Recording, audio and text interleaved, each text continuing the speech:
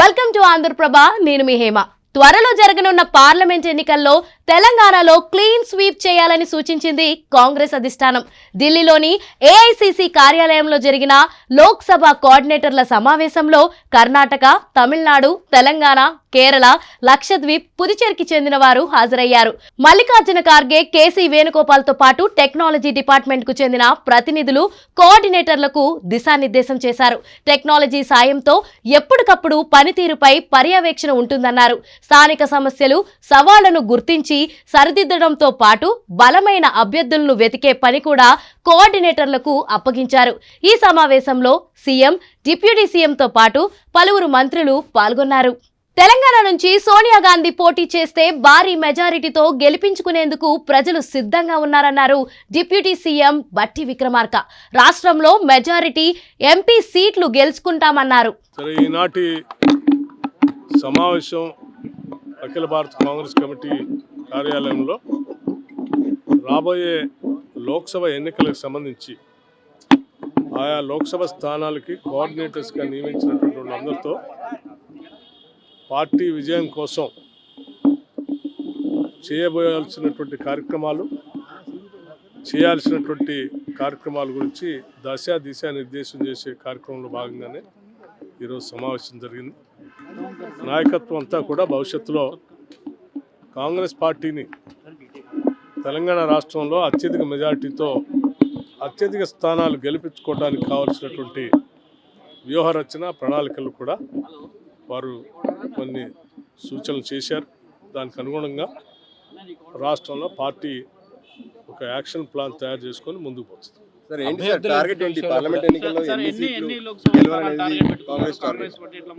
అత్యధిక స్థానాలు గెలవటం కోసం కాంగ్రెస్ పార్టీ టార్గెట్ పెట్టింది.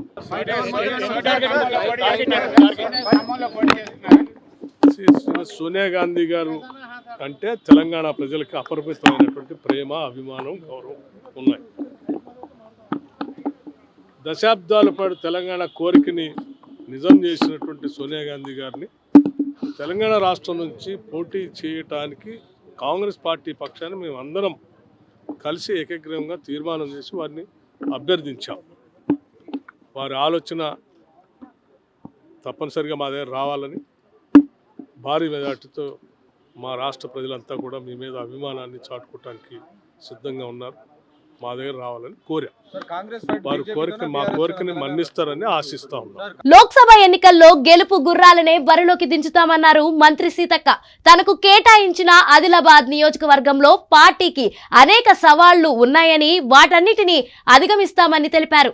రేపు రాబోయేటువంటి ఎంపీ ఎలక్షన్స్లో క్యాండిడేట్ సెలక్షన్స్, అదేవిధంగా ఏ రకంగా మరి పార్టీ నిర్మాణాన్ని, స్ట్రక్చర్ను బిల్డప్ చేసుకోవాలి, అదేవిధంగా ప్రతి ఓటర్తో ఆయా లీడర్లు ఎట్లా అందుబాటులోకి వెళ్ళి పని చేసుకోవాలని, ఒక మెకానిజాన్ని ఎట్లా డెవలప్ చేసుకోవాలి, ప్రజలతో ఇంటరాక్ట్ కావడం కోసం కావాల్సినటువంటి నిర్మాణాత్మకమైనటువంటి సూచనలు చేయడం జరిగింది. ఒక మంచి మెసేజ్ను కూడా మాకు అందించారు. ఇంకా ఇన్ని సంవత్సరాల నుంచి ఆయా నాయకులకు అనుభవాలు ఉన్నప్పటికీ మారుతున్నటువంటి ఈ ఎలక్షన్ పోల్ మేనేజ్మెంట్లో మనం కూడా ఈ రకంగా ముందుకెళ్తే బాగుంటుంది అనేటువంటి విషయాలు కూడా చెప్పడం జరిగింది. చాలా మెసేజ్ చాలా బాగా మాకు అర్థమయ్యే విధంగా సింథిల్ గారు వార్ రూమ్ నుంచి ఎట్లా మనము ఓటర్కు కనెక్ట్ కాగలగాలి అనేటువంటి విషయాలను కూడా చాలా కులంకుశంగా వివరించడం జరిగింది. భవిష్యత్తులో తప్పకుండా భారతదేశానికి కావాల్సినటువంటి కాంగ్రెస్ పార్టీ నాయకత్వం రాబోతుంది. మేమందరం కూడా మాకు ఇచ్చినటువంటి బాధ్యతలను నిర్వర్తించి మాకు ఇచ్చినటువంటి ఎంపీ సీట్లు ఏవైతున్నాయో క్యాండిడేట్ సెలక్షన్ చేసుకొని గెలిపించి కాంగ్రెస్ ప్రభుత్వాన్ని కేంద్రంలో కూడా తీసుకురావడానికి కృషి చేస్తాం.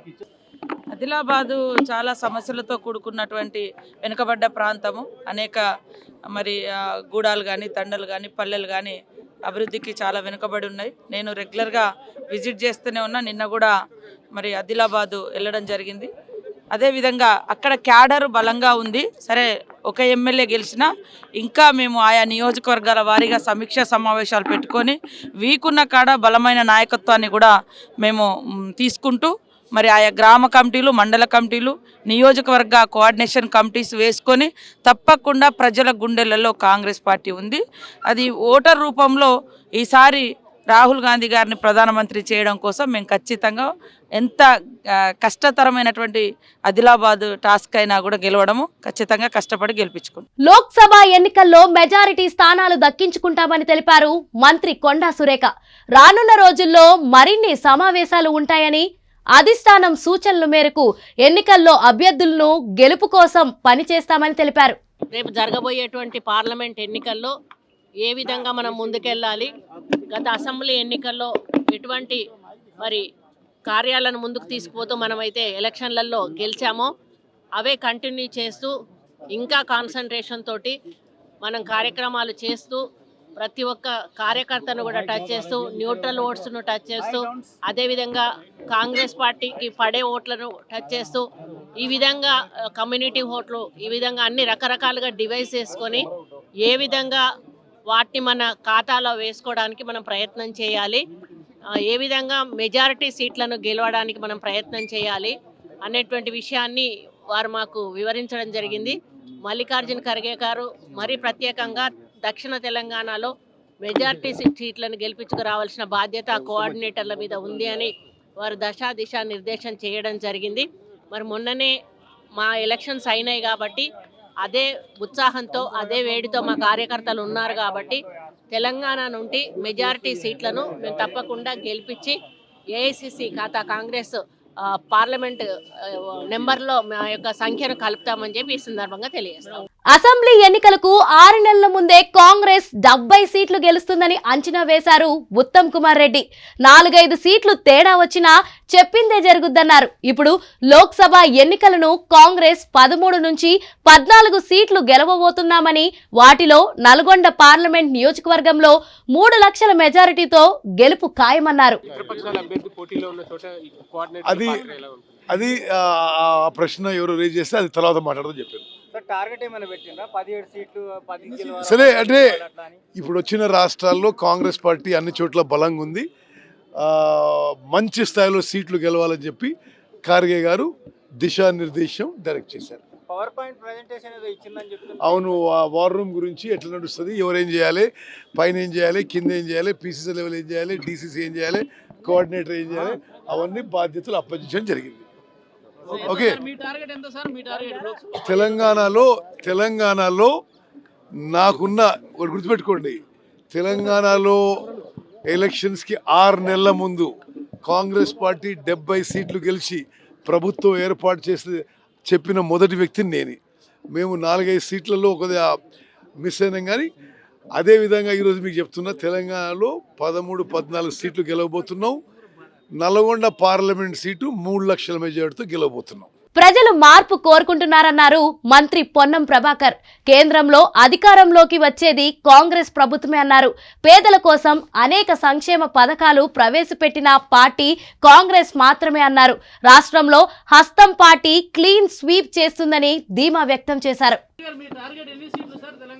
మేము 17 గెలవాలనే మా కార్యక్రమం ముందు తీసుకో, ఎందుకంటే తెలంగాణ ప్రజలు మొన్ననే మార్పు కోరుకున్నారు. దానికి అనుగుణంగా ఈరోజు ఫెడరల్ సిస్టంలో కేంద్రము రాష్ట్రం కలిసి ఉన్నట్టయితే ఇంకా ఎక్కువ నిధులు తెచ్చే అవకాశం ఉంటుంది. కాబట్టి తెలంగాణ ప్రజలు గత ప్రభుత్వం ఖజానాను ఖాళీగా చేసినటువంటి టీఆర్ఎస్ ప్రభుత్వ వైఖరి దృష్ట్యా కేంద్రం మద్దతు అవసరం ఉంటుంది. కాబట్టి తప్పకుండా 17 పార్లమెంటు స్థానాలు గెలిపించినట్లయితే మేము ఇచ్చిన 6 గ్యారెంటీలతో పాటుగా అన్ని రకాల ప్రజా సంక్షేమ కార్యక్రమాలు ఇంకా అదనంగా తీసుకొని గొప్ప పరిపాలన చేసేటువంటి అవకాశం ఉంటుంది. కాబట్టి కాంగ్రెస్ పార్టీని ఆశీర్వదించాను ఈ సందర్భంగా కోరుతా ఉంటాం.